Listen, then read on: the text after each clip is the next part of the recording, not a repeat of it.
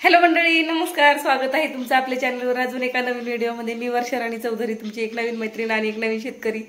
आणि लाईट आलेली 3-3:30 वाजलेलेत. उशिरा लाईट आली, 3:30 वाजून गेलेलेत.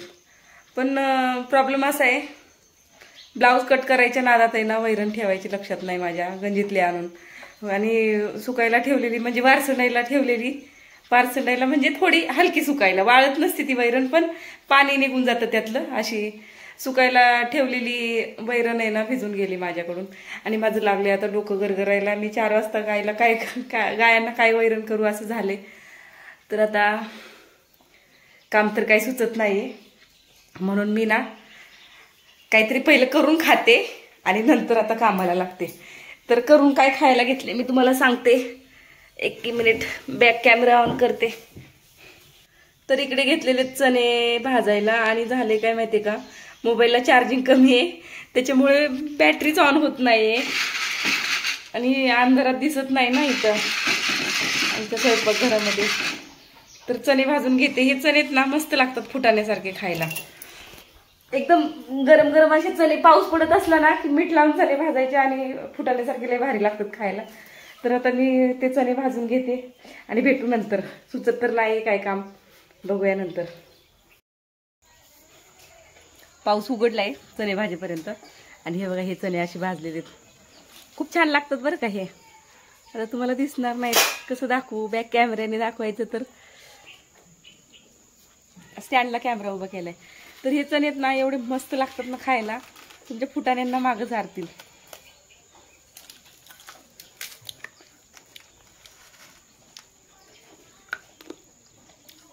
तुम्ही खाल्लेत का असे कधी? एक मिनिट, बॅक कॅमेराने तुम्हाला दाखवतेच. तर हे बघा, असे मीठ लावलेले चणे. मीठ लावलेले म्हणजे कसं माहिती का, ह्या चण्यांना मी खरपूस भाजून घेतलेले शेंगदाण्यासारखं, आणि नंतर पाणी टाकलेलं तव्यामध्ये, म्हणजे गरमच तव्यामध्ये पाणी टाकून त्याच्यावर मीठ टाकायचं आणि ते मीठ सुकेपर्यंत परत त्याला हलवत राहायचं. तर हा असा प्रकार त्याच्यातून निघतो. खूप छान लागतात बरं का हे चणे.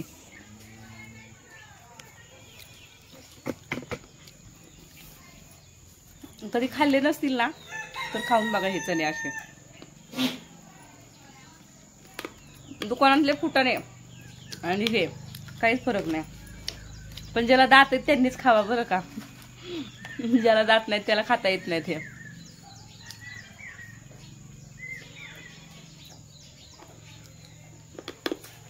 हे खाण्यासाठी ना दात मजबूत पाहिजेत. दातांचा खूप छान व्यायाम पण होतो बरं का ह्याने.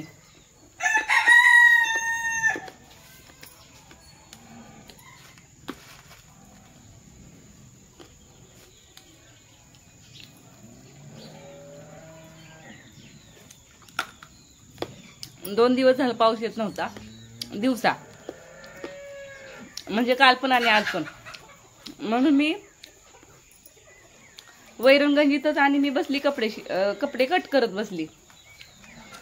आणि त्यानंतर असा जोराचा एकदम पाऊस आला ना, अचानक आभाळ भरून आला आणि जोराचा पाऊस आला. माझी सगळी वैरण भिजली. आता उघडलाय, पूर्ण आभाळ स्वच्छ झाले. हवा जर सुटली ना छान किंवा ऊन पडलं तर तासाभरात त्याच्यावरचं पाणी निघून जाईल. कडब्यावरचं उभ्या करून ठेवलेल्या पेंड्यात. भेटू नंतर. तर मंडळी, टाइम झालेला आहे 4:30 ते 4:45 वाजलेले आहेत आणि छान असं ऊन पडलेलं बरं का नंतर. आणि ऊन पडलेलं आणि थोडीशी हवा पण सुटली होती, त्यामुळं ही थोडी जमीन पण वाळली आणि थोडी वैरण पण हाडंगली गेली, म्हणजे थोडीशी सुकली, पानतुटी झाली. तर गायांना पाणी पाजून घेतले आणि आता म्हटलं वैरण करून घ्यावी.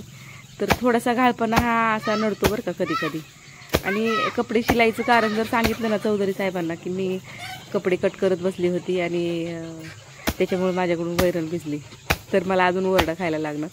ते ओरडतात, कपडे शिलायला घेत जाऊ नको म्हणतात, तुझ्या मागं कामं असतात तर कशाला तू घेत असते कपडे शिलायला. पण काय म्हणतात ना, ते खाज बसून देत नाही ना, ते आवडतात कपडे शिवायला आणि कोणी शिवायला कपडे आल्यावर त्यांना नाही म्हणावं असं वाटत नाही, असं वाटतं तेवढंच त्यांना पण गरज असते आणि मला पण गरज असते ना, दोघांच्या गरजा भागतात. त्यामुळे मला कपडे काय कुणाला माघारी देऊ वाटत नाहीत आणि जास्त काही कपडे मी कधी घेतच नाही. ज्या किचकिच करणारे बायका आहेत ना, सरळ त्यांना रिटर्न लावत असते. किचकिच करणारे म्हणजे कसं, एकेकींना काय सवय असते की आज द्यायचं की लगे उद्यापासून फेऱ्या मारायला सुरुवात करायची. कारण त्यांना पण माहिती आहे माझी सवय की मी काय कधी वेळेत कपडे शिवून देत नाही. आणि मग त्यांनी रोज येऊन डोकं खायचं, शिवला का गं, शिवला का गं, शिवला का गं, शिवला का गं. मग मी कोणाचे कपडे घेत असते माहिती आहे का, ज्या शांततेमध्ये 8 दिवस 15 दिवस थांबतील, म्हणतील की तुझ्या वेळेनुसार शिव, अशाच बायकांचे मी कपडे घेते. नाहीतर ते एकदम घोड्यावर आलेल्या बायकांचे मी कपडे घेत नाही. त्यांना सरळ सरळ सरळ स्पष्ट नकार देत असते. त्यांना सांगत असते की मी कपडे शिवायला घ्यायची बंद केलेली आहेत, तुम्हाला कुणाकडं शिवून भेटतील. देताना देतात हो की घे, दे तुझ्या सवडीने शिवून म्हणून.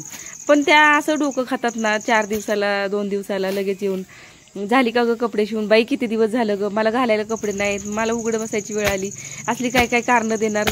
वेळ बघणार नाही, काळ बघणार नाही, कुठल्याही टायमाला येणार की दे माझी कपडे शिवून. आणि काही जणी तर अशा असतात ना की कट केले करून ठेवले म्हणून सांगितलं तरी त्यांना समजत नाही की नाही कट केलेले तरी पण दी माझं माघारी. उलट ते कट केलेलं आहे म्हणून सांगितलं मग तर त्यांना जरा जास्त जोर येतो की नाही बाई ती असू दे कापलेला, ती मी कुणाकडनं पण शिवून आणते, किती दिवस ठेवायचं तुझ्याकडं, हे असं करतात. त्याच्यामुळे ना चौधरी साहेब म्हणतात तू बाई अजिबात कपडे कुणाची शिवायला घेत जाऊ नको. पण तरी पण मी घेते. आणि मग मी हे असं करायचं धरलेलं आहे अलीकडं की ज्या शांतपणे समजून घेतील, ज्या म्हणतील की हा बाई तुझ्या वेळेनुसार शिव तू, मला पण लांब कुठं जायला होत नाही, त्यांचीच मी कपडे शिलायला घेते आणि त्यांचीच ही अशी माझ्या वेळेनुसार मी शिवून देत असते कपडे. कपडे शिलाईमध्ये परवडत नाही असं नाही, कपडे शिलाईमध्ये पण परवडतं. पण त्याच्यासाठी आपल्याला पण त्या कामासाठी प्रॉपर वेळ देता आला पाहिजे ना, आणि तो वेळ मला देता येत नाही त्याच्यासाठी. कारण अडचणी भरपूर असतात. एकतर घरात खिडकी नसल्यामुळं घरात दिसत नाही, अंधार पडलेला असतो, उजेड असेल तेव्हा कपडे शिवायची, आणि उजेड दिवसा काय काय म्हणून कामं करणार ना, गुरांची वैरण काडी, बाहेरची भरपूर कामं असतात एकटीच्या मागे. मग ती कपडे दिवसा पूर्ण असा वेळ मशीनवर पण बसायला भेटत नाही मला.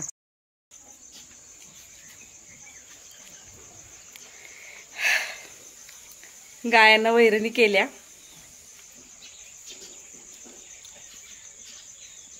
आणि बसली लाईटीची वाट बघत.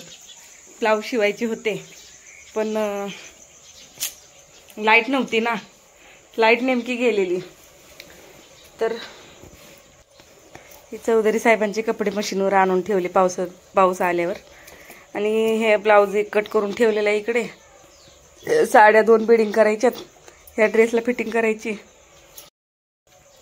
तरी असं होतंय, लाईट नसल्यामुळं काहीच काम करायला येत नाही घरातलं. आणि बाहेर वरांड्यात न्यायचं तर वरांड्यात पण पावसाचे बसारे लागतात, मग निव्वळ हात जोडून बसायला लागते. आणि मोबाईलमध्ये चार्जिंग कमी असल्यामुळं मोबाईल पण बघायला नीट भेटत नाही. असे प्रॉब्लेम आहेत. तरी पण चला, जे आहे ते चांगल्यासाठी म्हणायचं. आता झाले किती वाजलेत, संध्याकाळचे 6 वाजलेलेत. आणि आता माझं टायमिंग झालंय झाडू मारायचं, भांडी घासायचं, संध्याकाळच्या तयारीला लागायचं. झाडू मारेपर्यंत, भांडी घासेपर्यंत गुरांची वैरण काढीचं टायमिंग होते. वैरण काढीचं नाही, सॉरी, खुराकाचं टायमिंग होते. आणि खुराक करेपर्यंत जेवण बनवायचं टाइम होते. खुराक करून धारा काढेपर्यंत. तुम्हाला ना मी कोंबड्यांची एक गंमत दाखवते. कोंबड्या सगळ्या कमी केलेल्या आहेत. एनमीन हे बघा, ह्या 4च राहिल्यात कोंबड्या. इकडं जाळी मोकळी, फक्त पिल्ले आहेत जाळीत, आणि खालच्या जाळीत ससे, वरच्या जाळीत पिल्लं. आणि हे बघा कशा बसतात. रात्रभर पाऊस पडला ना तरी ह्या रात्रभर पावसातच असतात, खाली बसत नाहीत जाळीमध्ये. अशा आगाव आहेत ह्या. इकडे एक जाळी आहे, तिकडं पण बाहेर एक जाळी, ते बघा तिथं. पण यांना वरच बसायचंय. तर मंडळी, दुपारचे चणे येता जाता खाऊन खाऊन एवढे राहिलेत. आणि तुम्हाला चणे दाखवता मोबाईलची चार्जिंग संपली. तर मोबाईल लावलाय चार्जिंगला घरात येऊन. आणि हे बघा हे चणे, आता एवढे चणे जाणार नाहीत, पोट खराब होईल उगाच. तर चला तर मंडळी, आजच्या व्हिडिओमध्ये एवढंच. व्हिडिओ आवडला तर लाईक शेअर कमेंट करायला विसरू नका. भेटूया पुढच्या व्हिडिओमध्ये. तोपर्यंत बाय. जय महाराष्ट्र.